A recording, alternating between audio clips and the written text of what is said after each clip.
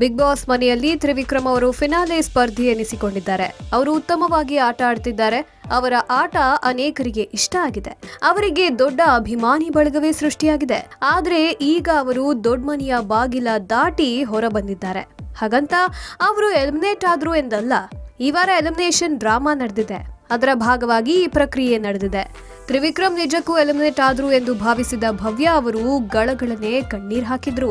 ಈ ವಾರ ತ್ರಿವಿಕ್ರಮ್ ಅವರು ತಮ್ಮನ್ನ ತಾವೇ ನಾಮಿನೇಟ್ ಮಾಡಿಕೊಂಡ್ರು. ತಮ್ಮ ತಂಡದವರನ್ನ ಉಳಿಸಲು ಹೋಗಿ ಅವರು ಈ ರೀತಿ ಮಾಡಿದ್ರು. ಈ ಬಗ್ಗೆ ಸುದೀಪ್ ಅವರು ಎಚ್ಚರಿಕೆ ಕೂಡ ನೀಡಿದ್ರು. ಆದ್ರೆ ತ್ರಿವಿಕ್ರಮ್ಗೆ ತಾವು ಇದ್ದೇ ಇರ್ತೇವೆ ಎನ್ನುವ ಓವರ್ ಕಾನ್ಫಿಡೆನ್ಸ್ ಇತ್ತು. ಅದನ್ನು ಬ್ರೇಕ್ ಮಾಡಬೇಕು ಎನ್ನುವ ಕಾರಣಕ್ಕೆ ಈ ವಾರ ಎಲಿಮಿನೇಷನ್ ಡ್ರಾಮಾ ಮಾಡಲಾಗಿದೆ. ಈ ವಾರ ಯಾವುದೇ ವೋಟಿಂಗ್ ಲೈನ್ ತೆರೆದಿರಲ್ಲ. ಆದ್ರೂ ಎಲಿಮಿನೇಷನ್ ಪ್ರಕ್ರಿಯೆ ನಡೆಸಲಾಯಿತು. ಅಂತಿಮವಾಗಿ ತ್ರಿವಿಕ್ರಮ್ ಅವರು ದೊಡ್ಡ ಮನೆಯಿಂದ ಹೊರ ಹೋಗ್ತಿದ್ದಾರೆ ಎಂದು ಸುದೀಪ್ ಘೋಷಣೆ ಮಾಡಿದ್ರು. ನಿಮಗೆ ನನ್ನ ಜೊತೆ ಬಂದು ಸೇರಲು 5 ನಿಮಿಷ ಕಾಲಾವಕಾಶ ಇದೆ ಎಂದ್ರು ಕಿಚ್ಚ.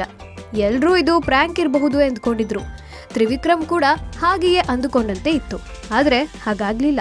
ಬಿಗ್ ಬಾಸ್ ಗಾರ್ಡನ್ ಏರಿಯಾಗೆ ಬರ್ತಿದ್ದಂತೆ ಮುಖ್ಯ ದ್ವಾರ ಓಪನ್ ಆಯ್ತು. ಆದ್ರಿಂದ ಹೊರಕ್ಕೂ ಹೋದ್ರು. ಆಗ ಭವ್ಯ ಗೌಡ ಅವರು ಅಳೋಕೆ ಆರಂಭಿಸಿದ್ರು. ಇದು ಅವರಿಗೆ ಸಾಕಷ್ಟು ಶಾಕಿಂಗ್ ಎನಿಸ್ತು.